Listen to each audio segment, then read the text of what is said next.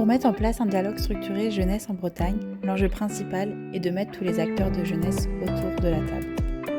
Mais qui sont les acteurs de jeunesse aujourd'hui ? Je suis éducatrice de rue à la prévention spécialisée. Animatrice dans un accueil communal. Je suis conseiller en insertion pro en mission locale. Monitrice éducatrice dans un centre social. Animatrice en résidence jeunes travailleurs. Je suis éducatrice spécialisée dans un PAEJ. Je suis éducateur sportif dans un IME. Je suis conseiller principal d'éducation dans un lycée. La région Bretagne et ses partenaires du plan breton de mobilisation pour les jeunesses vous présentent les cafés coop jeunesse. Venez à la rencontre des acteurs jeunesse des territoires, une fois par mois, le vendredi, après la pause déjeuner. Bienvenue! Toutes bienvenue dans ce nouveau Café Coop Jeunesse, ce dernier de l'année 2024. Pour petit rappel, les cafés coop, c'est des temps de webinaires mensuels pour aller à la rencontre des acteurs et actrices du territoire breton. Aujourd'hui, on va s'intéresser à l'économie sociale et solidaire avec nos deux invités. Peut-être juste avant, vous rappeler de bien couper le son et la caméra. Les cafés coop sont enregistrés pour une rediffusion sur YouTube. Donc d'ailleurs, mes collègues vont sans doute vous envoyer le lien de la chaîne YouTube si vous voulez retrouver les anciens cafés coop. Mais du coup, si vous voulez éviter d'apparaître sur la chaîne YouTube, merci de bien tout couper. Et donc, du coup, je suis accompagnée aujourd'hui de Floriane Desilles, qui est chargée de mission sensibilisation des jeunes à la Crèce Bretagne, qui va nous expliquer qu'est-ce qu'est la Crèce tout à l'heure, et Élie Rudolph, qui est en charge des sujets de démocratie alimentaire, animation territoriale et communication au sein du pôle ESS de Fougères, qui s'appelle Éco-Solidaire. Peut-être pour commencer, pour que tout le monde connaisse bien de quoi on parle, qu'est-ce qu'est l'économie sociale et solidaire ? Eh bien, l'économie sociale et solidaire, c'est, on va dire, un mode d'entreprendre qu'on retrouve dans différents secteurs, dans plein de secteurs différents, parfois assez proches finalement de ce qu'on peut avoir, aussi bien la culture, le sport, la santé, l'alimentation, voilà, vraiment plein de secteurs. Ce sont des structures de différentes tailles, des petites, des moyennes entreprises, qui vont partager des valeurs et des principes. Et dans ces principes principaux, je ne vais pas tous les citer, mais il y en a quelques-uns. On a la gouvernance démocratique, c'est-à-dire que les décisions sont prises de manière démocratique et que chaque personne au sein de cette structure a, on va dire, son mot à dire et sa voix est aussi importante que les autres. Peu importe finalement le capital qu'elle a investi dans la structure, peu importe l'investissement financier, voilà, c'est un homme égale une voix. Un des deuxièmes principes, c'est la lucrativité limitée, c'est-à-dire que les structures de l'économie sociale et solidaire peuvent faire des bénéfices. C'est juste que ces bénéfices vont être réinjectés au profit du développement de la structure, du projet. Et donc, du coup, il y a vraiment cette notion que les bénéfices servent à continuer de développer les actions et les projets de la structure. Et puis, il y a l'importance aussi de l'utilité sociale, c'est-à-dire que les structures de l'ESS, elles vont se créer pour répondre à un besoin d'utilité sociale. Et donc, du coup, on va mettre l'humain au cœur du projet, c'est-à-dire que les projets portés par ces structures-là vont répondre à un besoin collectif et non pas à un besoin d'une personne bien particulière. Donc ça, on est un peu dans les grands principes juridiques, on va dire, de l'économie sociale et solidaire. Et on a la chance d'avoir une loi, la loi de 2014, la loi dite Hamon, qui permet de poser un peu un cadre de ce qu'est l'économie sociale et solidaire. Et ce qu'a permis la loi ESS, c'est notamment de dire quels sont les statuts, les organisations de l'ESS qui vont faire partie justement de l'ESS. Donc on va retrouver les associations, on va retrouver les coopératives, les mutuelles et les fondations. Et la loi 2014 a ajouté ce qu'on appelle les sociétés commerciales de l'ESS. Ce sont du coup des sociétés commerciales qui se sont mises d'accord pour respecter les principes qu'on a vus au préalable. Et donc du coup, de fait, elles vont pouvoir être structures de l'ESS et où, on va dire, demander ce qu'on appelle un agrément ESUS pour entreprise solidaire d'utilité sociale. Donc voilà, peut-être pour poser un petit peu le décor. Parfait. Et donc, du coup, tu travailles à la Crèce, donc la Chambre régionale d'économie sociale et solidaire. Et donc, qu'est-ce que la Crèce Bretagne ? Eh ben, peut-être déjà avant, il faut savoir qu'il existe une Crèce par région administrative, que les missions des Crèces sont reconnues d'utilité publique par la loi du coup 2014 relative à l'ESS. Et donc du coup, les Crèces et aussi la Chambre nationale ESS France sont reconnues du coup dans cette loi. On y dit notamment que les Crèces vont permettre de défendre et représenter les intérêts des structures de l'économie sociale et solidaire, qu'elles soient régionales ou locales. Et donc, du coup, elles vont porter la parole des acteurs de l'ESS auprès des pouvoirs publics et des acteurs économiques de leur territoire. Et plus particulièrement, du coup, sur la Crèce Bretagne, nous, on est une Crèce qui a été créée en 1995, qui a aujourd'hui un peu plus de 110, 115 structures qui adhèrent. Ce sont des fédérations, des réseaux régionaux, mais on a aussi des structures locales. Et on est pas loin de 25 salariés qui, du coup, agissons sur tout le territoire breton, directement donc rattachés à la Crèce Bretagne. Et voilà, peut-être pour faire très court. Oui, et dans nos échanges préalables à aujourd'hui, tu m'indiquais qu'il y avait deux grands axes d'intervention de la Crèce, à la fois côté promotion et soutien. C'est ça, ouais. En fait, à la Crèce, on a vraiment cet axe un peu de promotion de l'ESS, c'est-à-dire qu'on va avoir plusieurs actions, comme par exemple des actions de plaidoyer, des actions de sensibilisation des jeunes, comme on va le voir aujourd'hui, mais aussi des pouvoirs publics, du grand public, en fait, de tout acteur de l'ESS. Une action un peu vraiment d'observatoire, c'est-à-dire on va observer ce que produit l'économie sociale et solidaire sur le territoire. On va créer donc via cet observatoire ce qu'on appelle des notes de conjoncture ou des data, où on va précisément pouvoir chiffrer ce que représente l'économie sociale et solidaire à l'échelle régionale, mais aussi à l'échelle départementale et à l'échelle d'une intercommunalité. Et par exemple, on peut dire aujourd'hui, on peut être fier de nous, que la région Bretagne, c'est la région qui a un poids de l'ESS qui est le plus important en France. On a 14% de l'économie bretonne qui est dédiée à l'économie sociale et solidaire, alors que la moyenne nationale est de 10%. Donc ça, c'est un des exemples. Donc on peut aussi se dire combien de structures, combien de salariés, en fait, travaillent aujourd'hui dans l'économie sociale et solidaire. Donc ça, c'est pour faire court sur la partie promotion. Et puis, on a vraiment toute cette partie aussi de soutien au développement de l'économie sociale et solidaire. Et donc, nous, on va, à l'échelle de la Crèce, porter des dispositifs régionaux, comme par exemple le DLA, le dispositif local d'accompagnement pour les structures du corps régional. Mais on va aussi permettre l'émergence, le soutien de filières de l'ESS en fonction des besoins de territoire qu'on a pu voir émerger. Et donc, du coup, on permet ça et on travaille bien évidemment main dans la main avec des structures qu'Elie pourra présenter, les pôles de développement de l'ESS, qui sont aujourd'hui au nombre de 19 en Bretagne. Je pense que vous devez avoir du coup une petite carte qui va présenter un peu ce collectif breton de l'économie sociale et solidaire. Donc, un pôle ESS globalement est présent sur un pays breton à chaque fois ou deux pays bretons et va vraiment agir à cette échelle-là. Mais je laisserai Elie décrire un petit peu plus spécifiquement ça. Et puis, on a 4 tags qui sont du coup les tags BZH, un par département et qui, pour faire pareil un peu court, vont être des sortes d'incubateurs qui vont permettre à des structures ou des personnes qui ont une idée de du coup décliner vraiment cette idée jusqu'à la création réelle, pourquoi pas, de leur entreprise solidaire, quoi. Donc voilà. Okay. Floriane a un peu teasé le quelqu'un pôle. Je me retourne vers toi. Du coup, quelqu'un pôle ESS, c'est un peu comment ça fonctionne, le lien Crèce, pôle. Enfin voilà, un petit peu. Vous pouvez me répondre à deux si vous souhaitez. Ça marche. En fait, les pôles ESS, donc comme le disait Floriane, ils maillent tout le territoire breton. Donc, on est 19 actuellement. On a été créé sur la volonté de la région Bretagne et de la Crèce pour avoir des antennes locales. Parce qu'en fait, l'ESS répond à des besoins de territoire, à des besoins locaux. Donc, il y avait vraiment la volonté d'avoir des pôles qui maillent tout le territoire pour répondre aux besoins des territoires en local, d'où l'échelle pays. Donc, on est tous pôle ESS du pays de. Donc, c'est pour ça que moi, je suis salariée du pôle ESS du pays de Fougères. Mais c'est du pays de Fougères. Voilà, c'est du pays de Fougères, pays de Vitré, les voisins, pays de Rennes. Et un collègue du pays de Brest aussi, quoi. Donc, on travaille tous ensemble et tous pour 2 missions principales aussi.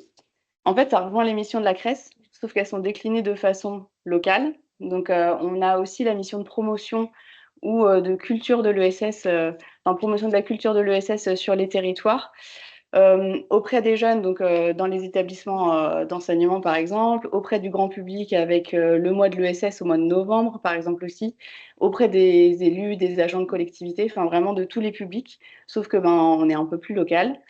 Et on a aussi la mission de développer l'emploi et l'entrepreneuriat en ESS. Donc, c'est de l'accompagnement de porteurs de projets qui souhaitent justement avoir une aide sur la création d'une association pour lancer un projet, ou alors une fois que le projet est mis en place, avoir aussi des conseils sur la suite de l'activité, comment mettre en place. Ça fait aussi partie d'une mission en fait guide asso qui fait partie, enfin en fait c'est un service de l'État, le réseau guide asso, ça vient en fait répondre à ce besoin d'accompagnement des associations. Questions-réponses aux associations sur toute la vie associative ou le long de la vie associative. Et en fait, les pôles ESS, comme ils répondent à des besoins de territoire, il y a des projets qui sont mis en place. Et en fait, ces projets viennent aussi développer l'emploi et l'entrepreneuriat en économie sociale et solidaire. Donc les thématiques peuvent être différentes d'un pôle ESS à l'autre selon les besoins du C'est ça, parce qu'en fait, on n'a pas forcément le même besoin à Plouvert qu'en Cornouailles ou qu'en Centre-Bretagne. Et juste pour donner un peu une idée, un pôle ESS, c'est combien de personnes, enfin de salariés qui travaillent? Ben là, c'est pareil, c'est assez différent d'un pôle à l'autre, étant donné qu'il y a des besoins différents. En fait, principalement, il y a un coordinateur ou une coordinatrice pour la gestion de l'association. Et après, il va y avoir des chargés de mission, chargés de projet, soit sur l'animation territoriale, parfois sur la communication, et chargés de projet quand il y a vraiment un projet de territoire à mettre en place. Donc, je pense qu'en moyenne, on peut dire 2. Par contre, il y a des pôles où ils sont une personne et ça va jusqu'à 8. Nous, au pôle de Fougères, on est 5 salariés. D'accord. Peut-être, du coup, l'idée, c'était de présenter les actions de l'économie sociale et solidaire pour les jeunes. Et avant de rentrer directement dans les actions, l'idée, c'était aussi de peut-être comprendre pourquoi la CRES et les pôles vont aussi vers ce public et comment. Ok. Je vais en revenir encore à la loi 2014 parce que cette loi nous a quand même posé pas mal de jalons. Et dans la loi 2014, donc, elle introduit un peu le fait que l'importance, on va dire, de promouvoir l'économie sociale et solidaire auprès des jeunes, auprès du service public d'éducation tel que c'est écrit, si je ne me trompe pas, dans la loi. Et pour ce faire, les CRES, mais pas que, d'autres structures partenaires avec lesquels on travaille, vont du coup s'atteler à faire en sorte que l'éducation à l'ESS puisse se faire en faisant des interventions de sensibilisation, de l'information, en produisant des outils pédagogiques, en créant des partenariats avec des institutions telles que les académies, les régions, les ministères, enfin voilà, à différents échelons. Mais voilà, on va essayer de permettre ça pour du coup ensuite travailler plus facilement sur les territoires et du coup mettre en place des dispositifs ou des programmes directement. Ok. Il y avait aussi l'idée que de faire avec les jeunes, en tout cas de promouvoir, c'était aussi de pouvoir faire avec eux. C'était plus facile pour présenter ce qu'était l'économie sociale et solidaire et du coup aussi leur donner envie par la suite de peut-être s'investir ou s'engager sur ces questions-là. C'est ça, ouais. C'est-à-dire que dans les actions qu'on va proposer, souvent on va vraiment être dans en fait, dans les notions de l'éducation populaire. Et donc du coup, on va vraiment être dans le faire et plutôt que d'arriver avec des PowerPoint et faire un cours magistral, on va concrètement les mettre en action. Et donc, on a des programmes qui permettent aux jeunes de réaliser réellement des actions d'éducation à l'ESS en créant soit réellement ou fictivement leur structure, mais on pourra le voir un peu plus en détail après. On peut voir ça même dès maintenant. Comment ça se décompose, en tout cas au niveau régional de la CRES, puis après on aura vers Élie à nous. Et du coup, nous, on travaille avec les pôles et les tags à développer, on va dire, un peu une offre de services sur les territoires bretons pour justement permettre cette sensibilisation des jeunes à l'ESS, faire en sorte qu'ils aient conscience de ce qu'est l'ESS, des valeurs aussi que l'ESS porte, parce que dans les dernières études qui ont été portées au niveau national, on voit bien que les jeunes ont besoin de sens dans le travail qu'ils vont avoir demain. Donc, l'idée, c'est de leur permettre d'avoir des terrains d'engagement dans les structures de l'ESS. Et donc, du coup, on va proposer des actions aussi bien en milieu scolaire, plutôt secondaire, mais également en enseignement supérieur auprès des étudiants. Et on va avoir des actions, du coup, plutôt aussi hors scolaire pour les jeunes qui ne sont pas directement dans un cadre scolaire, mais dans d'autres cadres qui peuvent exister. Sur le milieu scolaire, par exemple, on travaille vraiment aussi main dans la main avec un partenaire qui s'appelle l'ESPER, qui est une structure nationale pour l'économie sociale partenaire de l'École de la République, qui a deux programmes d'action qui sont connus et reconnus au niveau national. Un premier qui s'appelle la semaine de l'ESS à l'école. Donc en fait, au mois de mars, tous les ans, il y a une semaine qui permet de mettre en valeur l'économie sociale et solidaire en milieu scolaire par le biais de différentes actions qui peuvent être menées comme les élèves peuvent mener, par exemple, une collecte de produits alimentaires au bénéfice d'une association. C'est un exemple parmi tant d'autres. Et un second programme qui s'appelle Mon ESS à l'école. C'est ça, pour mon entreprise sociale et solidaire à l'école. Et là, on est sur un accompagnement sur une année scolaire complète, voire 2 années en fonction des projets, et voire plusieurs années. Certains projets sont accompagnés depuis plusieurs années. Et on est vraiment là pour accompagner les équipes éducatives qui sont avec ces jeunes-là, parce que souvent c'est des groupes classes, mais parfois on peut avoir des groupes d'éco-délégués, des groupes d'élèves qui sont de différents niveaux au sein d'un collège ou d'un lycée. Et donc, du coup, on va venir faire des interventions et on va amener les élèves à se constituer en association ou coopérative, de manière réelle ou fictive, à réellement créer leur projet. Et donc, ils vont se constituer en comité, qui va gérer la communication, qui va gérer la production s'il y a quelque chose à produire, qui va gérer les relations partenariales. Et donc, dans les exemples de projets, on a par exemple un projet qui dure depuis très longtemps au collège Beaumanoir. On a une boutique solidaire de vêtements de seconde main qui a été créée il y a maintenant, je crois, 8 ou 9 ans au sein de l'établissement scolaire. Et on est du coup sur carrément la section SECPA de la 6e à la 3e qui est impliquée en fait dans la création et maintenant le fait de faire tourner cette boutique. C'est une boutique qui est réellement implantée dans l'établissement scolaire et les élèves chaque année se lancent un petit peu des nouveaux challenges et donc du coup chaque année ils vont se poser des nouveaux défis. Et donc les dernières années, il y avait une année c'était on a envie de travailler la thématique du carnaval, donc on va aller chercher des vêtements de seconde main, des déguisements de seconde main pour le carnaval. Et ensuite, plutôt que de les laisser à la boutique et puis évidemment en vendre certains dans la boutique, on va les utiliser, on va proposer des activités pour les établissements scolaires du territoire, pour les crèches du territoire, et donc ils ont été animés des temps forts dans les établissements scolaires. Et en plus, ça ne se limite pas que à l'établissement scolaire, ça se développe aussi sur le territoire. Il y a vraiment, en fait, souvent les structures qui sont créées de manière réelle ou fictive sont souvent très ouvertes sur le territoire. On a un autre exemple là plutôt du côté de Morlaix où les élèves avaient créé des balles de graines pour fleurir les jardins. Donc c'est-à-dire qu'ils les ont créées eux-mêmes, ils ont créé le packaging, ils avaient créé un grand support en bois avec du bois récupéré de la section SECPA qui travaille plutôt le bois. Et ils ont été vendre dans les boutiques, dans les magasins, dans les marchés, etc., leurs petites balles de graines pour fleurir les jardins. Donc, c'est-à-dire qu'ils ont créé des partenariats avec d'autres structures là-dessus. Et donc, du coup, ils ont permis ça. Et en général, les bénéfices, en tout cas pour cette structure-là, ont été reversés à une association du territoire. Donc, il y a eu un mouvement fort, la remise d'un chèque, etc., qui a été fait. Donc voilà, il y a plein d'exemples comme ça dans le cadre de mon ESS à l'école qu'on peut proposer, mais on fait aussi parfois des interventions hors programme, c'est-à-dire pas dans le cadre de mon ESS à l'école, pas dans le cadre de la semaine de l'ESS à l'école, et on peut tout à fait intervenir à d'autres moments. Il y a aussi des projets qui sont faits plutôt enseignement supérieur, mais Élie reviendra dessus un peu plus en détail. Et du coup, il y a aussi des actions pour les jeunes qui ne sont pas forcément en milieu scolaire, ou en tout cas après ou avant. Ou pendant. Exactement. Je reviens juste peut-être sur le milieu enseignement supérieur. Il y a des actions, et puis parfois, il y a aussi qui sont vraiment mises en place main dans la main avec les jeunes et puis des structures du territoire.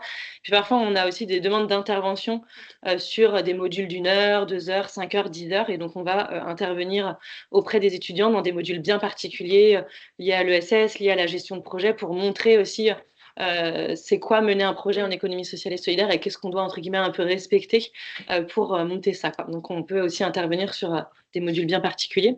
Et puis, pour les jeunes hors milieu scolaire, et là, le champ du possible, finalement, est assez vaste aussi, puisqu'il existe plein de dispositifs dans lesquels on peut s'insérer, préparer jeunes. On a quelques pôles qui travaillent avec d'autres partenaires, du coup, pour avoir des modules un peu dédiés sur l'ESS dans ce cadre-là. On a, nous, à la CRES, un agrément de service civique qu'on met à disposition de nos adhérents sur une mission de promotion de l'économie sociale et solidaire. Et donc, du coup, chaque année, on a des cohortes de jeunes ambassadeurs de l'ESS, c'est comme ça qu'on les appelle. Donc, on va essayer de permettre d'avoir des terrains d'engagement pour que les jeunes puissent s'engager dans les structures de l'ESS et venir promouvoir sur le territoire l'économie sociale et solidaire. Et puis, encore plein d'autres types d'actions qu'on pourrait mener avec différents types de jeunes. Tu m'avais parlé également des coopératives jeunes majeurs, c'est bien ça, et coopératives jeunesse de service. Tout à fait, ouais. Qui sont, les coopératives jeunesse de service, elles ont plutôt lieu l'été, donc sur les temps de vacances scolaires, où on invite les jeunes à monter réellement une coopérative éphémère.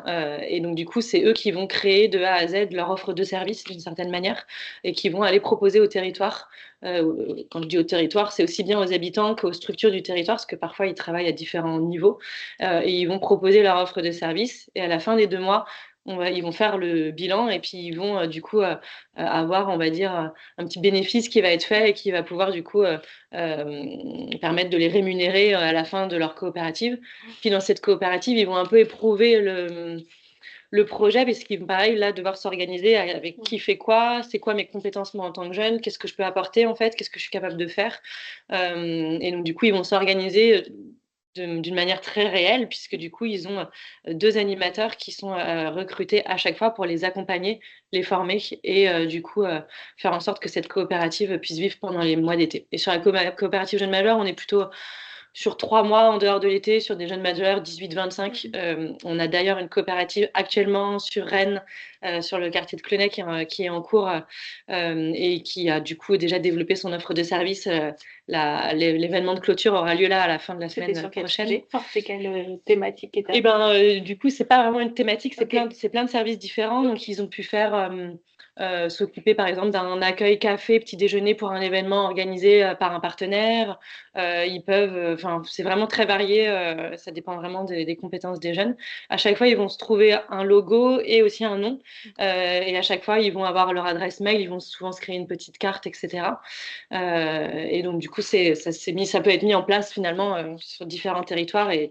Et là, pour le coup, l'importance de travailler en coopération est là, puisque souvent, il y a du coup ce qu'on appelle un parrain économique et puis un parrain plutôt jeunesse, enfin, en tout cas, plutôt une structure de l'éducation populaire qui va venir aussi en appui. Et donc, du coup, je ne sais pas exactement combien de structures ça représente, mais il y a quand même pas mal de structures, je dirais peut-être entre 5 et 10 en fonction des... Ouais, en fonction des territoires. Ouais. Qui s'impliquent dans le comité en fait de soutien. Et vous en avez aussi du coup sur le pôle de Fougères. À Fougères, oui, tous les ans en fait, enfin à Fougères. Dans le pays de Fougères, il y a au moins une CJS, donc une coopérative jeunesse de service l'été. Donc en fait, c'est une collègue qui est donc salariée du pôle ESS qui coordonne la CJS, donc qui participe au recrutement des animateurs animatrices et qui va aider les animateurs animatrices après à mobiliser un comité de soutien, accompagner parfois les jeunes aussi qui font cette coopérative.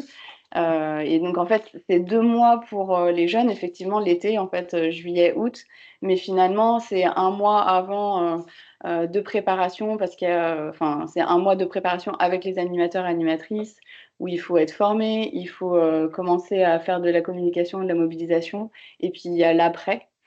Avec bien sûr toujours le temps de célébration de clôture qui est très très important aussi dans ces moments-là. Que les jeunes soient recrutés sur volontariat, s'il y a de la communication. C'est ça. Après, c'est vraiment avec le soutien de la commune qui accueille, de la communauté de communes aussi, ou de communauté d'agglo, avec le soutien des acteurs du territoire. En fait, c'est une belle représentation de l'ESS parce que c'est faire coopération pour justement réussir à mobiliser des jeunes qui vont eux-mêmes créer une coopérative, quoi.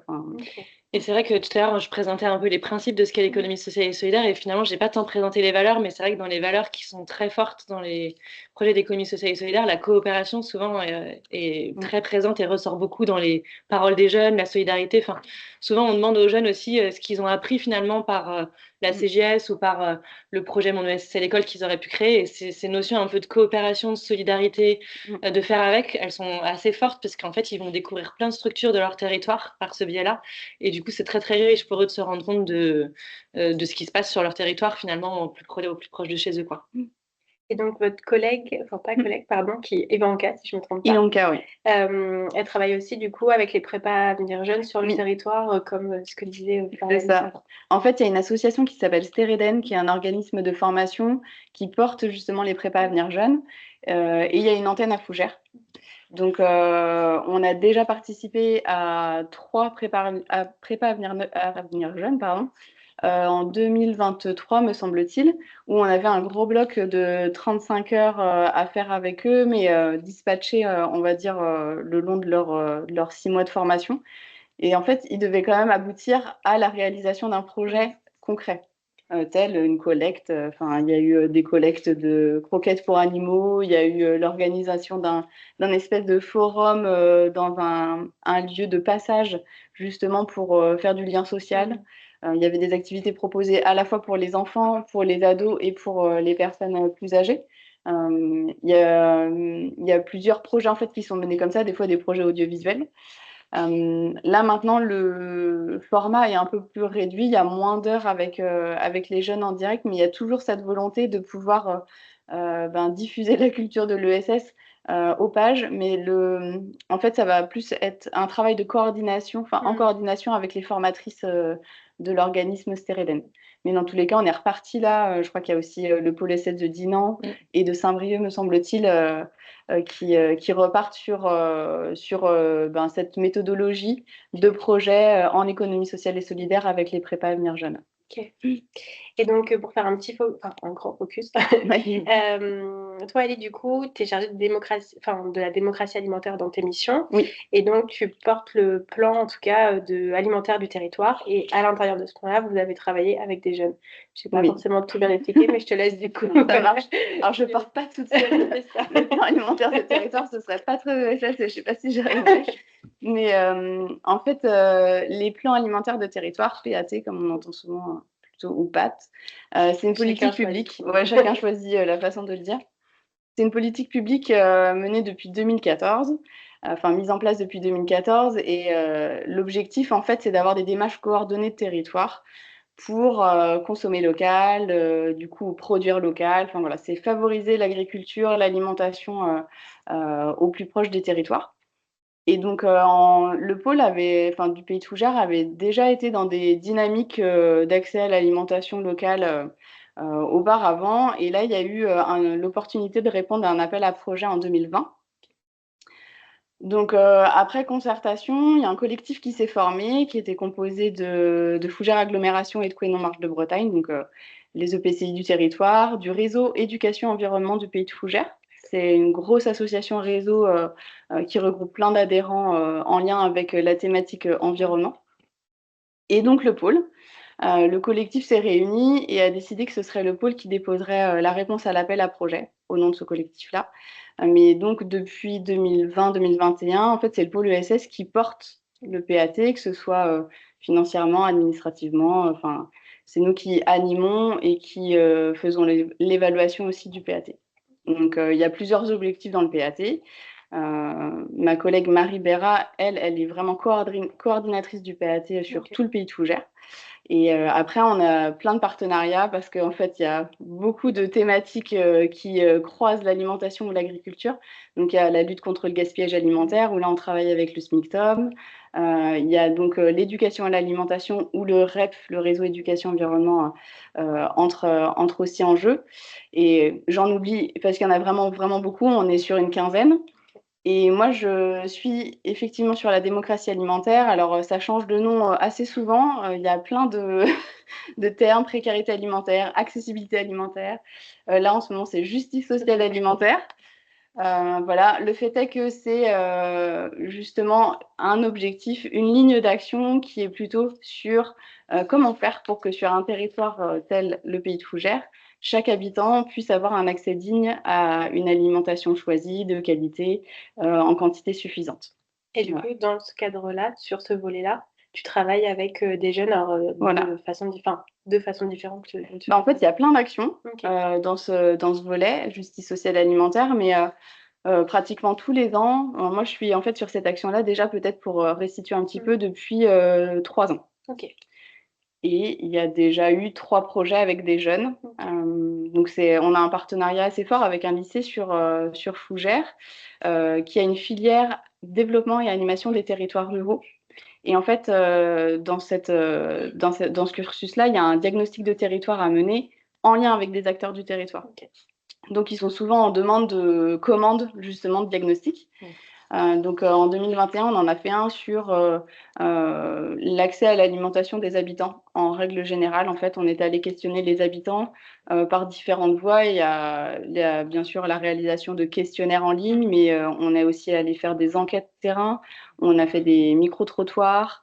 Et puis après, il y a toujours un moment de restitution aussi qu'on essaye de faire de façon dynamique. Et après, on est allé pousser le curseur un peu plus loin en 2023 avec une autre promotion de DATR sur quelles sont les habitudes des jeunes de 16 à 25 ans, les habitudes alimentaires. Et donc là, de la même façon, en fait, à chaque fois, l'idée, c'est de leur dire, voilà, on peut faire un diagnostic juste à base d'enquête questionnaire et ne pas rencontrer les personnes, mais on peut aussi aller les faire avec les personnes.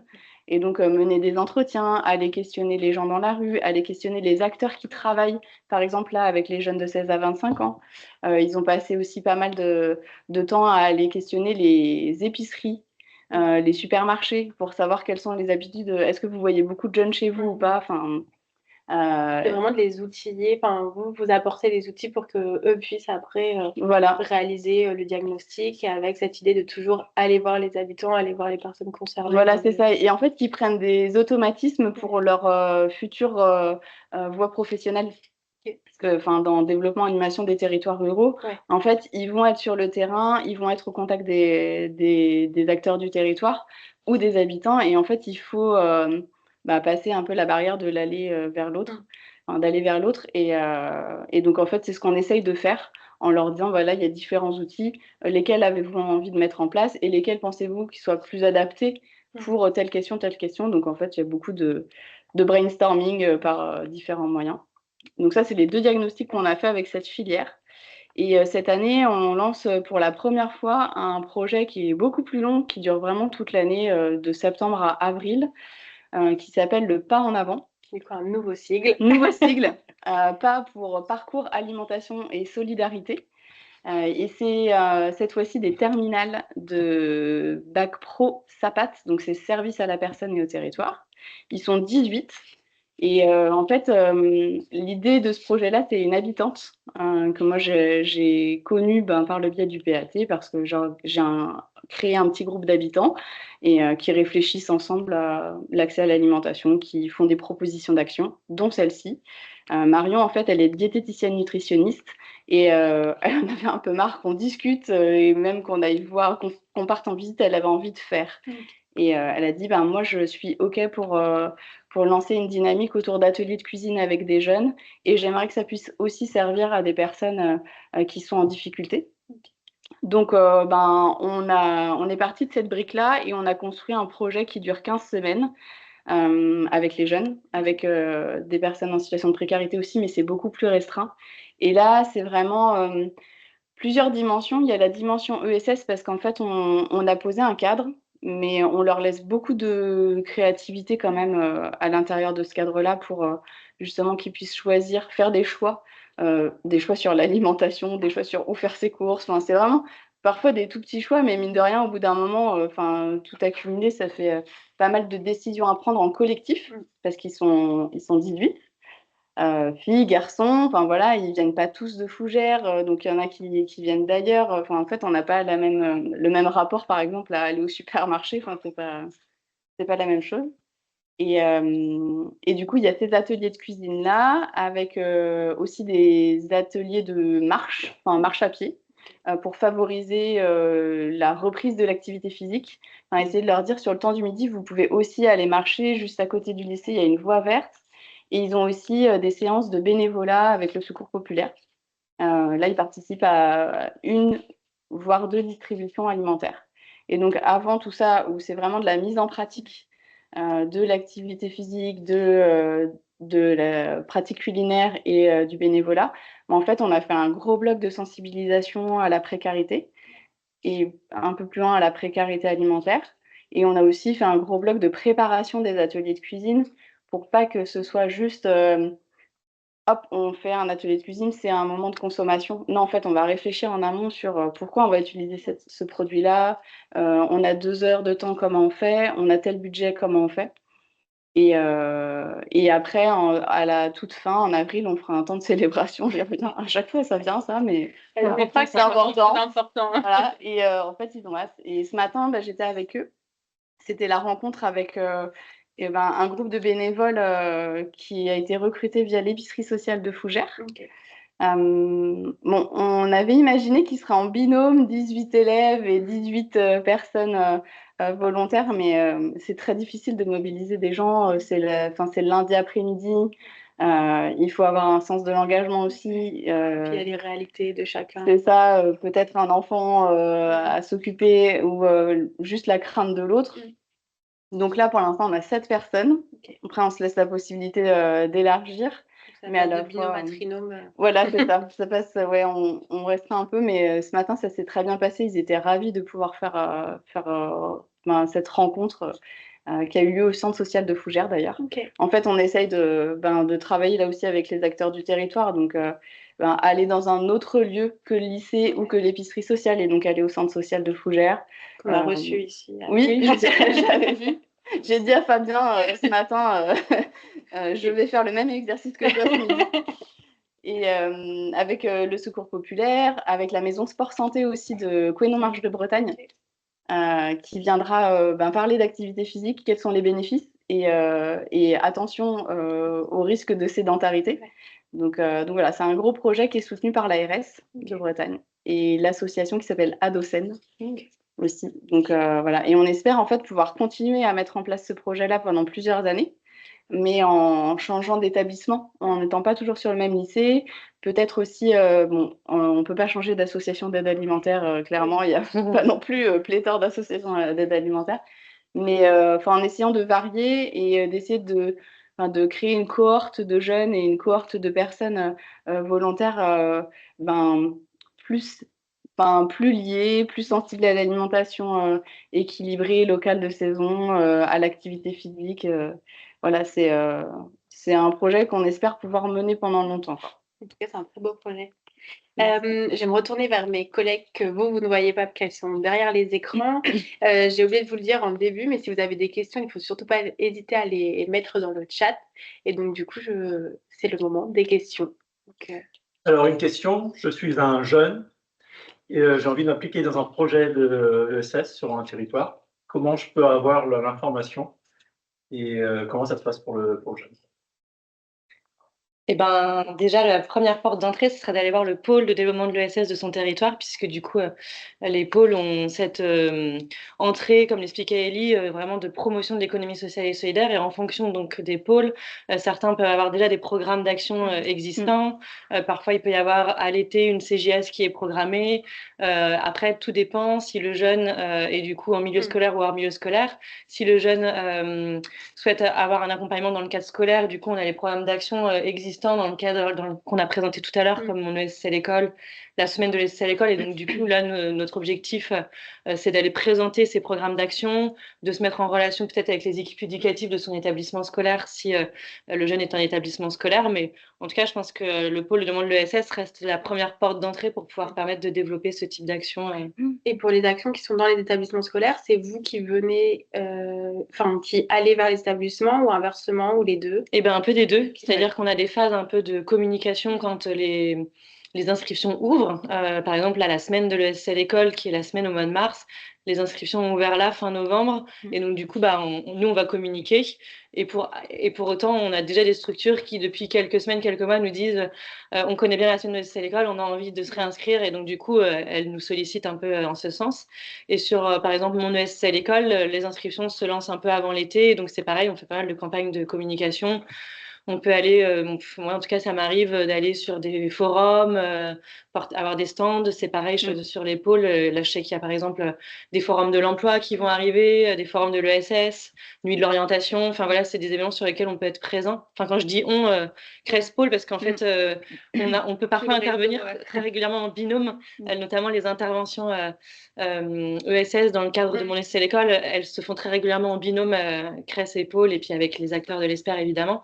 Mais voilà, dans le c'est vraiment le collectif avec lequel on travaille. Donc voilà, je pense un peu pour les portes d'entrée principales, pour être au moins aiguillé et savoir vers qui se retourner. Et d'ailleurs, il y a une plateforme en ligne qui s'appelle Jeunes en projet, sur laquelle sont répertoriés justement tous les acteurs de l'accompagnement, dont les pôles. En fait, on a été invités à s'inscrire dessus. Qui est porté par le CRIJ. Voilà, donc c'est, je pense, une belle plateforme pour pouvoir savoir vers qui, à qui poser cette question-là. Et en plus, normalement, c'est assez bien défini. Est-ce que je cherche de l'aide pour monter une asso, une junior asso, ou juste monter un projet? C'est ça, c'est pas que de l'aide financière. Il y a vraiment plein de types d'aides qui peuvent être demandées. Oui, sur JEP, ouais. Voilà. Et puis après, si par exemple le jeune vient parce qu'il a une idée d'un projet bien spécifique qu'il a envie d'aller voir, s'il va avoir le pôle pourra aussi l'orienter vers le tag, du coup, qui peut être du coup aussi un très bon relais pour pouvoir l'accompagner dans la création de son projet, quoi. Une autre question. Une question, je suis une collectivité ou un établissement. Comment se fait la communication auprès de ces établissements-là? Et s'ils sont intéressés, à qui ils doivent s'adresser? Pardon. C'est un peu la même réponse. En fait, de prime abord, je dirais quand même la CRES.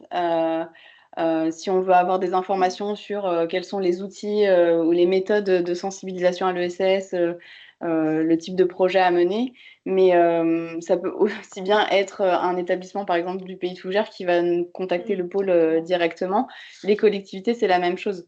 Je sais que nous, en fait, on est quand même pas mal sur le terrain. On a une mission d'animation territoriale, donc on organise des visites mensuelles, par exemple, ou des temps d'information sur ce qu'est un pôle ESS, mais plus loin, ce qu'est l'ESS. Donc souvent, on va montrer qui sont les adhérents, qui sont les structures de l'ESS et tout ça. Donc, c'est des moments, en fait, où on peut nous rencontrer, où on peut nous poser ce type de questions. Et c'est déjà arrivé parce que j'ai déjà eu une conseillère municipale qui m'a rencontrée à une réunion du département sur le budget participatif et qui m'a dit, nous, on a un conseil des jeunes, ce serait très intéressant que vous fassiez une intervention sur l'ESS. Oui, en fait, c'est aussi en favorisant la rencontre, en fait, qu'on peut avoir ce type de questionnement, que ce soit des collectivités ou des établissements.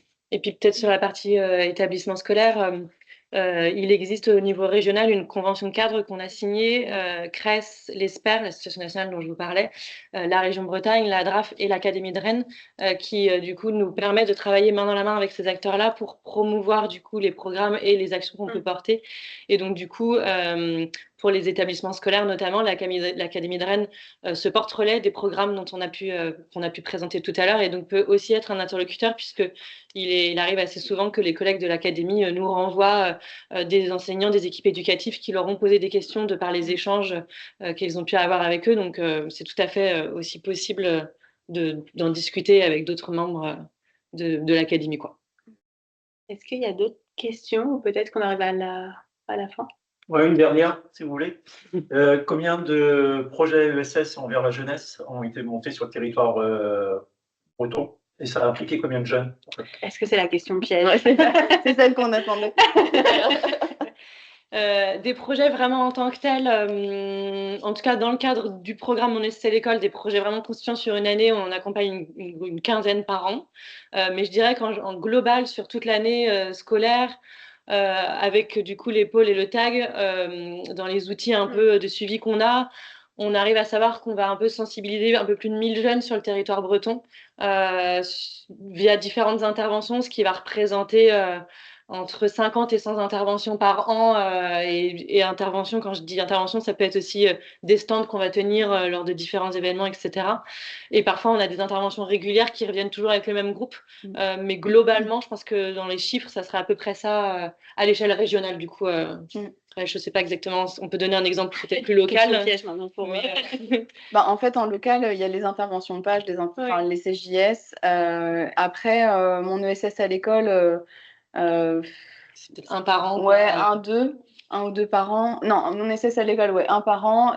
Semaine de l'ESS à l'école, je pense qu'on est à 3. Okay. Et puis après, des projets avec les jeunes, c'est un peu au fil de l'eau. Donc là, cette année, on a cette classe-là avec qui on fait le pas en avant. Mais l'autre classe de terminale mène un projet aussi au sein du PAT, du projet alimentaire de territoire, sur la mise en place d'un réseau de commerçants solidaires pour donner accès à des personnes en difficulté à des microservices. Donc là, ça fait déjà 2 projets structurants, on va dire, sur plusieurs mois avec les jeunes.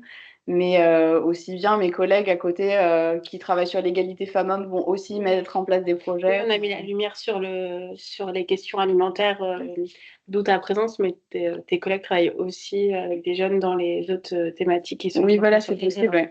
En fait, comme il y a différentes thématiques de projets, parfois, même des fois, on se croise entre projets, mais... on peut adapter en fait des projets vraiment très spécifiques. Là, on est sur l'alimentation, mais il peut y avoir sur l'égalité femmes-hommes, il peut y avoir sur l'animation sport. C'est varié. Peut-être avant de conclure, de vous poser la question quel enjeu vous vous identifiez. En plus, on est à la fin d'année, c'est le moment où on fait les bilans. On fait les vœux de Et voilà, c'est ça. Du coup, peut-être à deux voix, quel enjeu vous voyez pour l'ESS, pour l'économie sociale et solidaire en région et au niveau local?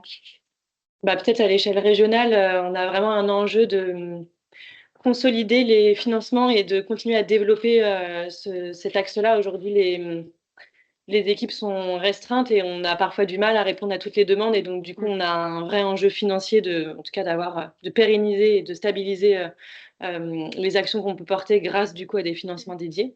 On a un enjeu, en tout cas, sur le milieu scolaire, à faire valoir que l'ESS prenne sa place dans les cursus scolaires, dans les feuilles de route, voilà, éducatives qui sont proposées par les ministères. Donc là, c'est peut-être plus un enjeu national, même presque que plutôt un enjeu breton, mais en tout cas, c'est super important que l'ESS puisse être traduite dans les référentiels scolaires pour ensuite qu'on puisse du coup faire en sorte que les jeunes s'intéressent à ça et qu'on puisse du coup leur présenter ça.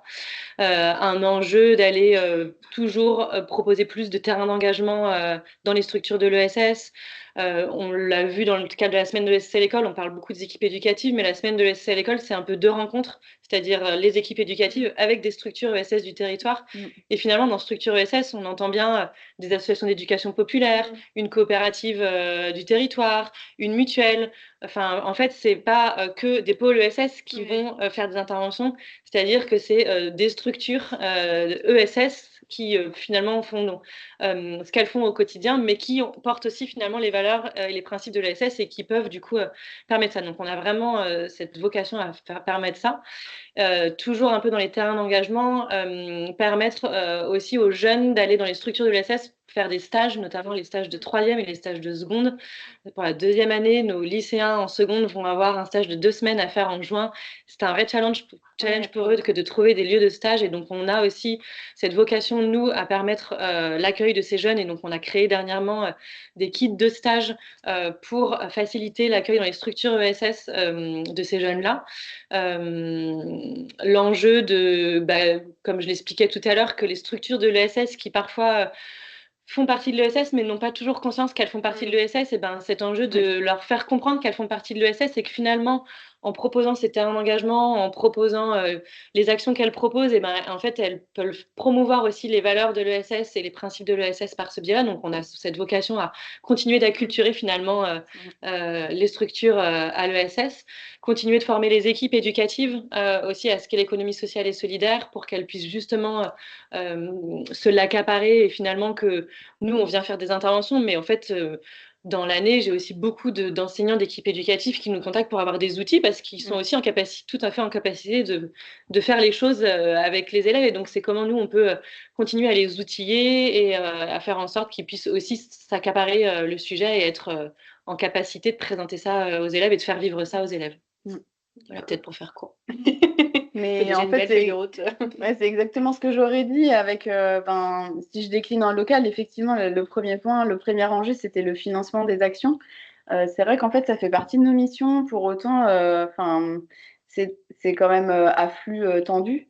Et on aurait besoin de beaucoup plus pour réussir à mettre en place une réelle offre de service en matière d'intervention de sensibilisation à l'ESS. On aimerait faire plus, mais à un moment, en fait, notre temps est contraint par le financement. Et quand on essaie de mettre en place aussi des projets qui font partie d'un projet tel que le projet alimentaire de territoire, mine de rien, ça reste une action supplémentaire. Donc là, c'est pareil, il faut toujours aller chercher des financements. Donc je pense que ça, en fait, cet enjeu de financement, ça vient aussi du fait, mine de rien, qu'on a besoin de faire reconnaître l'ESS comme une économie qui fonctionne, qui a du sens, qui place vraiment le collectif et l'utilité sociale au cœur d'un projet. Et je pense qu'on a un gros enjeu autour de tout ça, montrer que ça fonctionne, ça donne des super résultats. Là, on pourrait montrer les évaluations, le nombre de jeunes qui nous disent c'est génial, j'ai repris confiance en moi avec une CJS et du coup j'ai osé m'inscrire à une formation ou trouver un job. Enfin, c'est assez incroyable. Donc il y a ce gros enjeu quand même de faire reconnaître l'ESS comme un modèle qui fonctionne et donc peut-être aboutir à des financements plus pérennes, mais je ne sais pas si le calendrier actuel est idéal. On peut finir là-dessus, du coup. On va vous remercier. Moi, je vais vous remercier pour cette première année de Café Coop, parce qu'on est le dernier de 2024, on avait commencé cette année. On se retrouve dès la rentrée, le 10 janvier 2025, où on va accueillir du coup Famille Rurale. Et j'en profite de ce dernier Café Coop 2024. Moi, je suis déjà en 2025. Pour remercier mes collègues qui aident dans la préparation des cafés coop, et aussi remercier les 2 facilitateurs du chantier 14 sur la coopération des acteurs de jeunesse. Donc, Mickaël, qui travaille au département des Côtes-d'Armor, et Marianne, qui travaille à la CAF du Morbihan. Donc voilà, merci à tous, et puis bonne fin d'année.